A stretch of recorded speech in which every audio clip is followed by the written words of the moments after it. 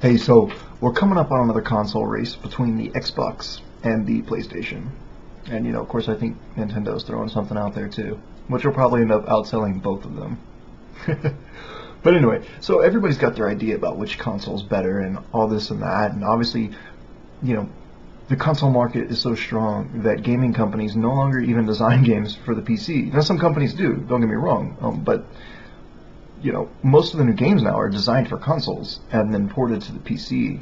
So I guess all the PC Master Race stuff is kind of going out the window. But what's the best console? And what's the future of gaming? Well, even though all the trends and all the statistics right now are going against everything I'm saying, I think PCs are the future.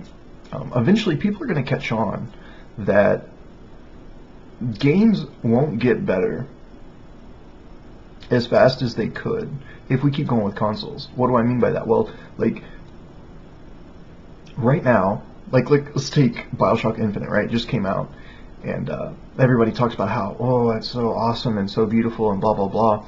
But it's a game that's clearly designed for consoles, and while it does look pretty good, the fact is that it was designed for systems that were not even the best systems, 7, 8 years ago. So keep that in mind. Like, the computers, the top-of-the-line computers that come out now could handle, the top-of-the-line computers right now are better than the new consoles are going to be. So, like, when you get your PlayStation 4, your Xbox, 727, whatever fucking number they decide to use, whenever you get that, you have to understand that people using computers right now, people with good computers right now, they're already better than that stuff. The computers right now are already better than the PlayStation 4, already better than the Xbox 720. The computers have been better than anything Nintendo's put out for a very long time. So that means that for the next 7 to 8 years, every game that we play is going to be designed for a system that's already subpar. Because the consoles haven't even come out yet, but we already have computers that good. So whenever the consoles finally do come out at the end of the year, or whenever they're slated for release, those computers are going to be subpar. They're not going to be considered top of the line. Computers top of the line are already better than those consoles that haven't come out yet. So what does that mean? That means the gaming developers, the people that make the video games, can't make the games as well as they could. If the PC was the dominant gaming console, the games would be much better because the demand would be so much higher.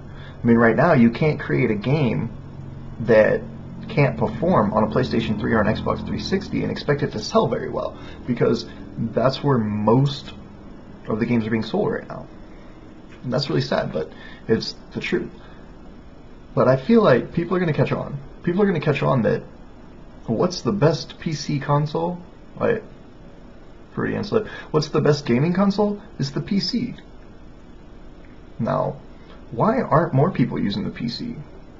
Why are so many people using the Xbox 360 and the PlayStation 3? Units of the 360 and the PlayStation 3 are still being sold today. I'm talking about just used ones. I'm talking about brand new ones at the store. They're still being sold today. Why is that? I have a few theories. So my first theory is price. Okay, so I started looking at it, right? I was at the store the other day, and I'm not really interested in getting any consoles. I had a 360 for a long time. I recently sold it. I guess that's irrelevant. But anyway, so I'm at the store, and I'm just kind of looking at the prices of the consoles, right? So you can get like a bare bones Xbox for like $200. You get a PlayStation 3 for like $200. You get the good version for like $300. $300. So let's go with $300. Because you got to keep in mind, you got to buy like a second controller. You got to do all this other stuff. $300. Now, I can go onto a website like iBuyPower or Newegg, and I can buy a computer that's about twice as good as those consoles for about twice the price. Well, that makes sense, right? It's twice as good. It's about twice the price. Except it doesn't really work like that, right? It's not twice as good. It's like to the power of 2 good. It's exponentially better. Whereas the Xbox can run, like, let's say one instance of Skyrim pretty decently with, like, only 25-minute load times. the computer that I buy for twice as much could run 3 instances of Skyrim and still load it shorter than the Xbox would. I don't know about PlayStation 3. I never even bought a PlayStation 3. So I imagine it's similar though. Although I think I've heard somewhere, maybe wrong, that the PlayStation 3 is a little bit more powerful hardware-wise. But then, okay, so price. You say, well, even though you're getting a lot more power for twice the price, it's still twice the price. I have a hard enough time coming up with $300. Well, not really, because most people have a PC. They either have a laptop or they have a PC. So you have to like subtract those two costs. Like, let's say you have a computer that's pretty old, right? It's 5, 6, 7 years old. It's as old as an Xbox 360. Well, that computer costs a certain amount of money. Now, for a pretty crappy computer nowadays, and I mean like a crap computer, it's about $300. So if you take the price of your computer and you take the price of the console, you have a really good computer that could run 2 of your 360 games at the same time and still perform better than the 360 will. So price, I feel like the price argument is more of an unawareness or a lack of comparison argument, because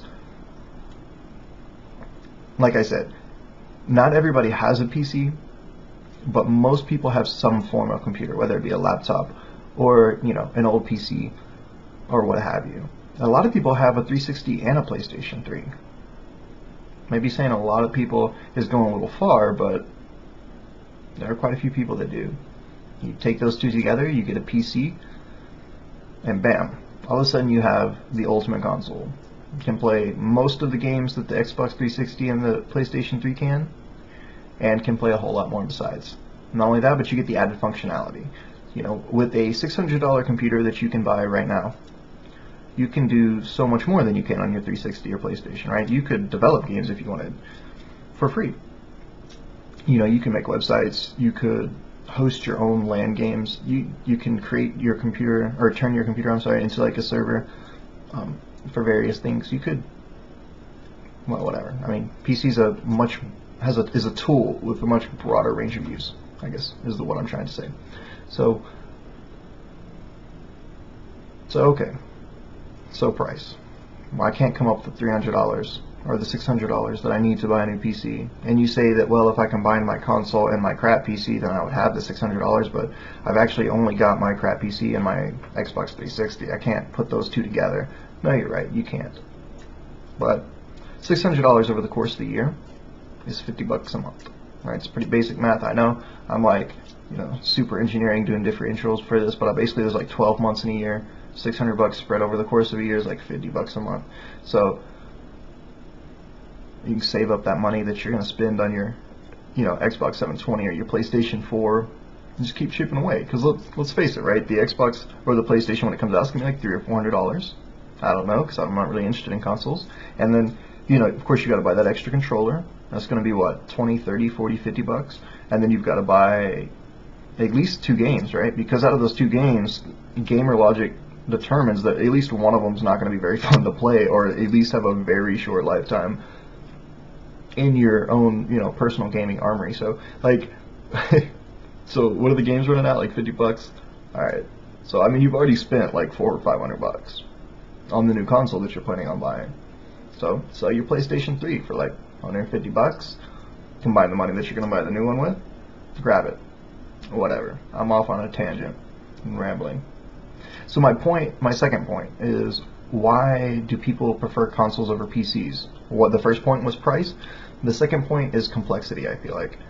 When you get a console, most of them nowadays will come with a game. Maybe it's a crappy game, maybe not. But either way, most people understand that the concept that like you get the games and they go on the console, and it's that simple, right? You take it home, you plug it into your TV, you put in the game, and you're good to go. And that's it. There's no other steps required. With the PC, one, there's a lot more to hook up. But okay, you know, we're smart enough to figure out how to plug things in. So okay, get rid of that. But even after that, it's never just that simple to just install a PC game. Sometimes they make it that simple. You just install it. But you've also got to install like 50 other things, right? That's fine. it's still pretty simple, and then play it. I don't know. I'm just branching out here. I'm trying to get my mind around it. So maybe it's more complicated to play on the PC.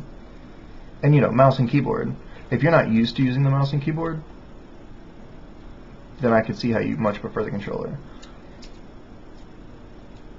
Definitely.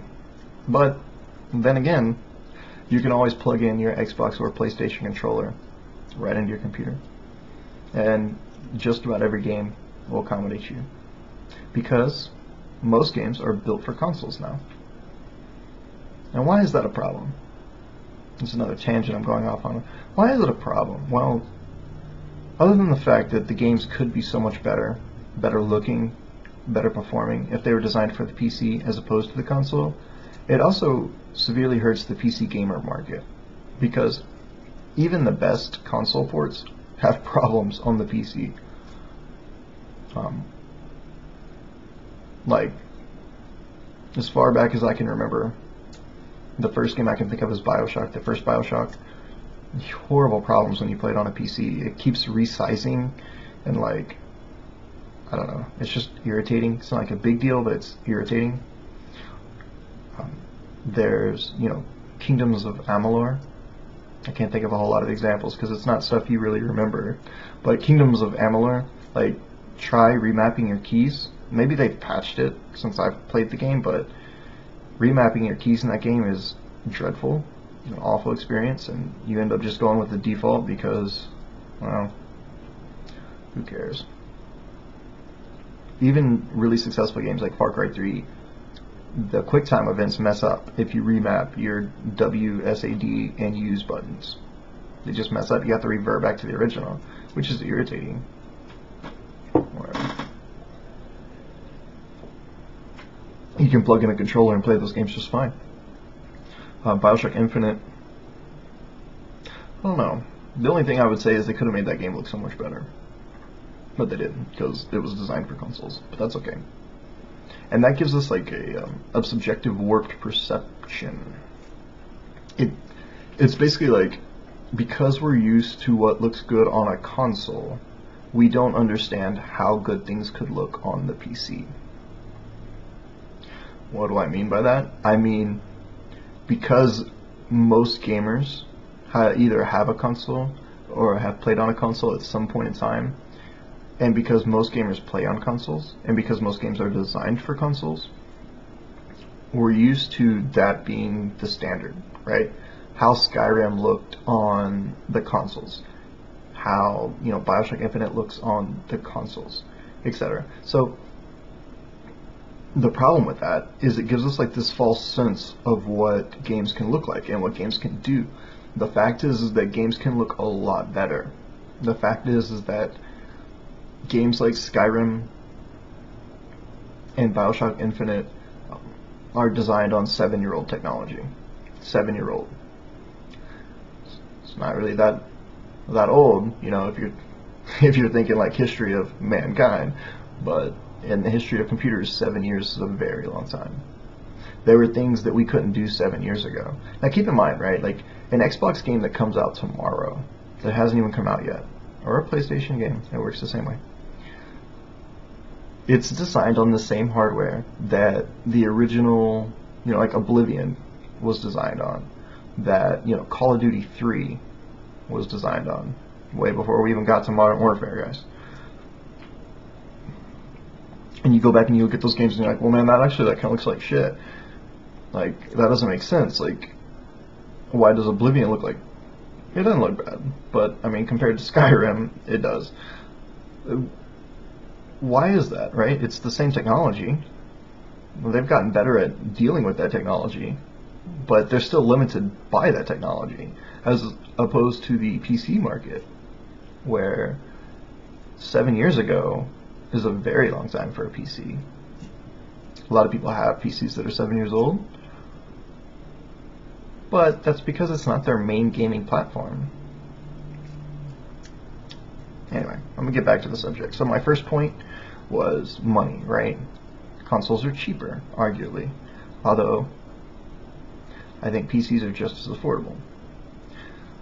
Point two, ease of use. It's hard to argue around the fact that consoles are a little bit easier to use. Plus, you could use your TV, right? If you don't have a nice monitor, if you've got like one of those old school box monitors or a small monitor or just a laptop monitor, you know, your TV is a much, much better solution to that. But to make another point on top of that second point, when you get the console, you also have to get the TV. Now, you can go and buy out like, you know, a Vizio, pretty cheap TV, you know, for $300-400. It's going to be good size, you know, it's going to go up to 720p, maybe even 1080p by now, I don't know. Maybe 1080i, I don't know. And you have to factor that into the cost of your console, because on the PC, if you really get into the PC, you'll find, and if you talk to a lot of PC gamers, you'll find that you almost stop watching TV because everything is available through your computer. All the programs like Netflix and Hulu, I think I'm saying that right, are available on your PC. You can watch and enjoy anything that you can see on your TV or play on your Xbox or PlayStation on your PC, and you can do it better. Why is that? Because your computer monitors are better TVs than your TV. They just are. So if you factor in the cost of the TV and the console, your computer's going to start coming out ahead almost every time. And people are going to want to do that because people are going to say, you know, well, I use my TV, you know, to actually watch TV and stuff, which is cool, you know.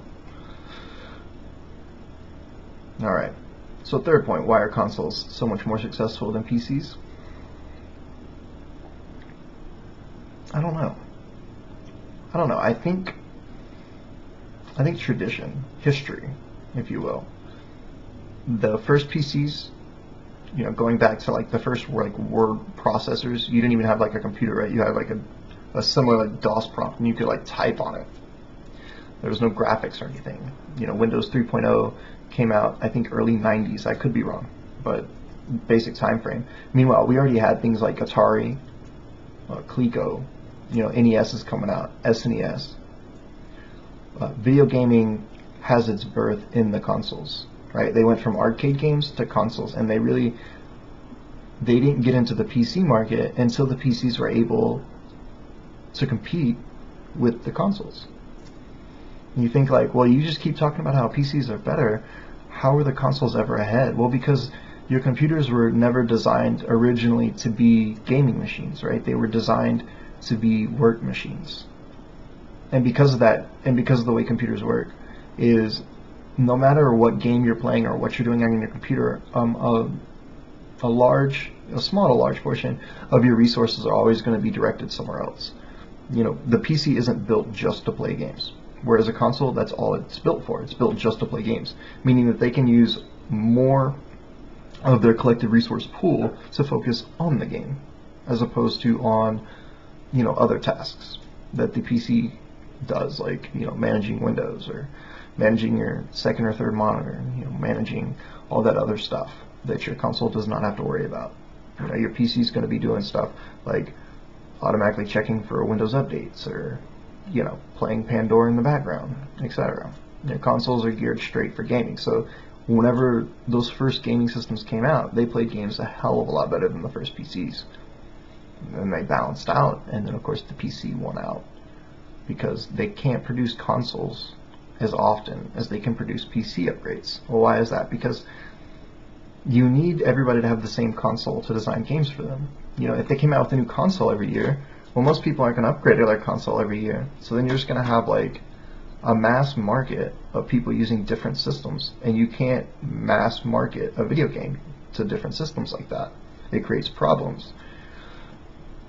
Check out the different PC ports that I mentioned.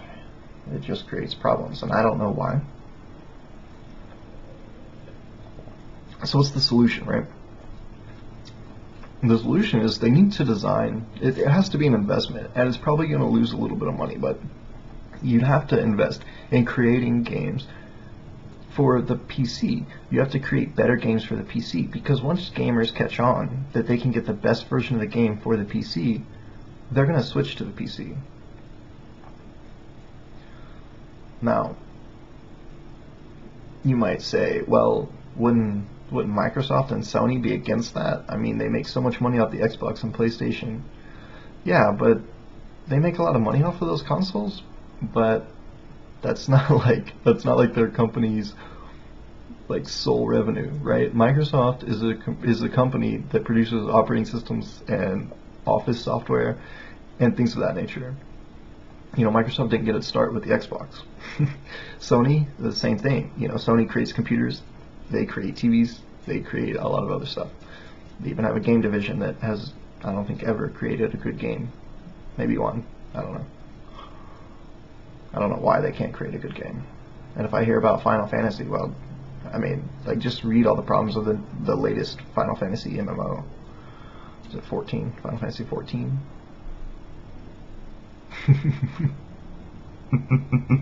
They recalled it. They made it free. Anyway. Okay. DC Online Universe. God, those games were terrible.